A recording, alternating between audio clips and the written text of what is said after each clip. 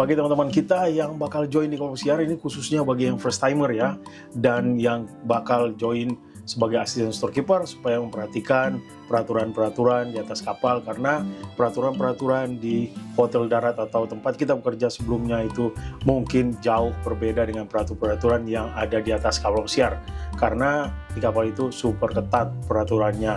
Jadi kesalahan-kesalahan di kapal itu ada yang fatal, ada yang nggak terlalu fatal. Kalau yang fatal itu biasanya langsung dipulangin ya. Jadi sini saya ingin ngasih tahu bahwa teman-teman kita yang first joiner ya, atau newcomer di Hotel Amerika lain di atas perusahaan ini, atau sebagai asisten storekeeper pertama kali.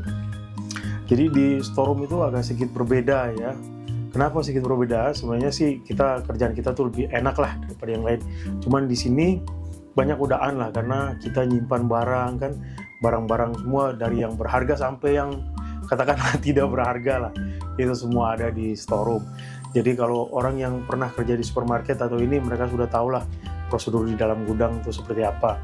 Nah di sini kan banyak barang-barang bagus ya. Barang-barang bagus itu seperti gift kayak gitu, itu jarang datang, tapi sekalinya datang itu lumayan. Jadi kadang barang itu mungkin nggak ada harganya ya kalau kita lihat di luar gitu kan, cuman karena dia ada logonya, pokoknya kelihatan agak menarik lah. Kadang-kadang tuh kita ngeliat barang itu, bagus banget nih, tapi jangan sekali-kali diambil ya.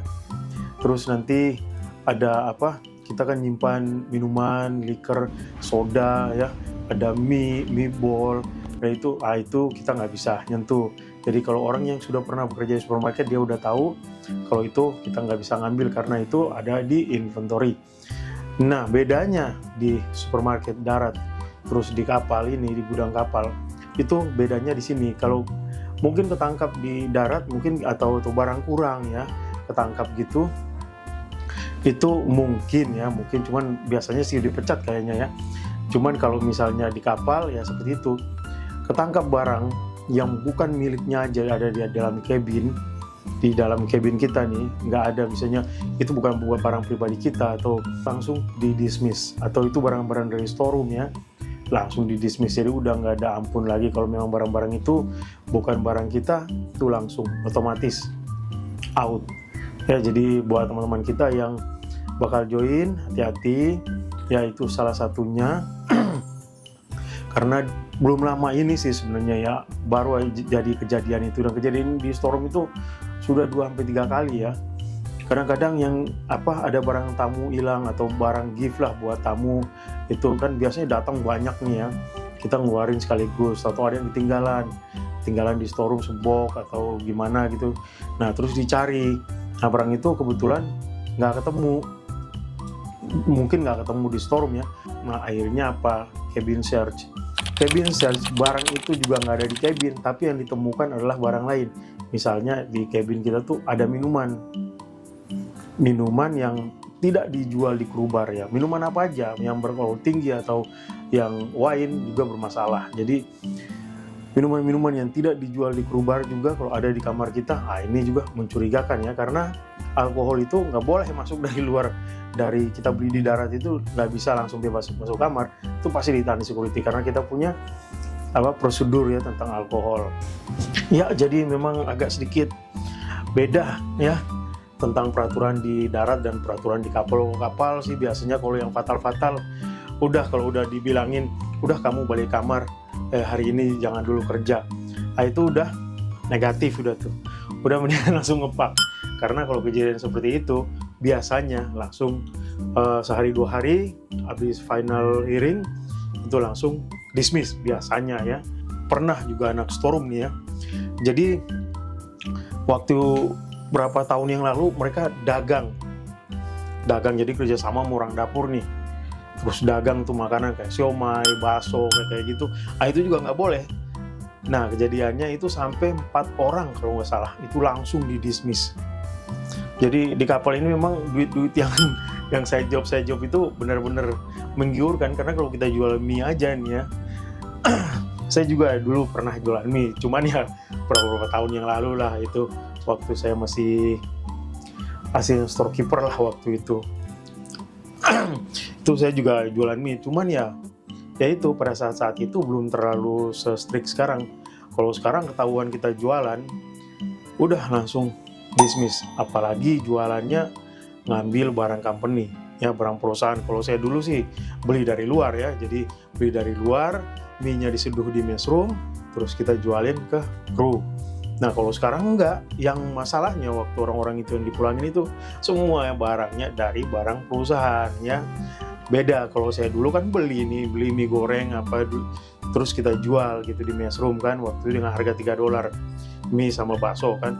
Nah kalau yang kasus yang ini, yang 4 orang langsung dipulangin ini beda kasusnya. Jadi mereka tuh ngambil ayam dari perusahaan, ngambil sayur-sayuran dari perusahaan, tahu, pokoknya intinya semua barang itu dari perusahaan. Masaknya pun di dapur kapal, ibaratnya memasak di mana lagi kan ibaratnya. Ya semuanya di dapur kapal. Ya udah ketahuan. Pokoknya di kapal ini kalau ada yang nggak suka itu cepat sekali nyebar ya. Nyebar itu cepat sekali itu. Jadi kabar-kabar miring itu ibaratnya kalau di sini tuh bilangnya CNN Meshroom itu lebih kuat. Jadi kalau udah kabar-kabar kayak gitu udah nyebar, udah mendingan bersih-bersih kabin, buru-buru hilangin jejak. Kalau enggak sampai ketangkap langsung no mercy itu, pulangin langsung. Jadi mungkin teman-teman kita ini yang bakal ke kapal ini mungkin mereka pikirannya belum sampai ke situ lah ya. Dagang-dagang itu mungkin gak kepikiran lah sampai ke situ. Cuman ya itu, jadi just in case kalau ada orang-orang lama ya, teman sekamar ngajak-ngajak kayak gitu, udah jangan. Karena memang duit dari penghasilan tambahan itu, side job ibaratnya tuh, itu luar biasa menggiurkan ya, bagus banget. Jadi itu bisa ngalahin gaji soalnya. Jadi hasil-hasil kayak gitu bisa ngalahin gaji. Jadi kalau misalnya mau nyari tambahan ya, jualan-jualan kayak gitu, mendingan jangan dah, mendingan jadi tukang cukur atau tukang pijit. Udah tuh itu aman ya. Jadi kalau mau nyari tambahan itu aja, jadi tukang cukur atau tukang pijit. Lumayan tukang cukur ya $5-10 kan sekali nyukur. Terus kalau mijit ya asal mijit yang ini ya, benar-benar bisa mijit. Ini biasanya nih di kapal ada yang ngakunya bisa mijit tapi ya gitu deh, gak memuaskan, akhirnya ya bayarannya tetap sama kan, 20-25 per jam. Ada juga kalau yang udah jago banget mijitnya itu bisa sampai $50 sejam. Tergantung apa kliennya. Biasanya sih kalau yang udah jago mijitnya itu, wah itu tipnya lumayan gede, karena dia bisa mijit bule juga. Dan ya seperti tadi yang saya bilang, CNN Meshroom itu cepat.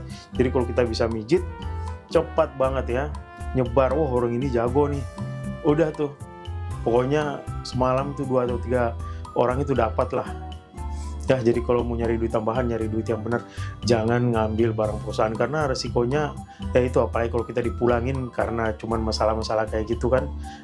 Menurut saya sih memalukan banget ya kalau kita dipulangin hal-hal seperti itu. Jadi ya semoga ini bermanfaat bagi teman-teman kita yang bakal join ke kapal, khususnya di perusahaan All America lain ya. Sebagai asisten storekeeper, semoga ini bermanfaat. Dan akhirnya thanks for watching, sampai ketemu di video selanjutnya. Ciao.